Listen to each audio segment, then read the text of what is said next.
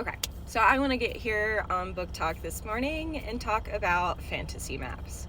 I saw a post recently of this fantasy map, and a comment under it really bothered me. It was a comment about the river and how it cut off the continent and flowed through the whole continent, and he was like, it's just not possible, like that's not how rivers work, they don't cut through continents like that. And there's a couple reasons it bothered me, right? So one, we're not cartographers. We don't create realistic maps for our fantasy books. Like, authors just don't do that. And if we're lucky enough to be able to afford someone who can fucking draw a map for us, it's a fantasy map in a certain style. And unless we pay for extra details, there is a certain limitation to it. So yeah, it's not going to be like, oh, a super thin little creek right here and then a big river.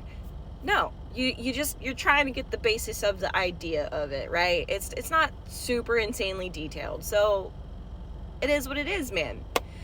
The second thing that bothered me about this is it is a fantasy map of a fantasy world in a fantasy book. It is not meant to follow the rules and guidelines that we live by in the real world, because it is fantasy and it's a fantasy world.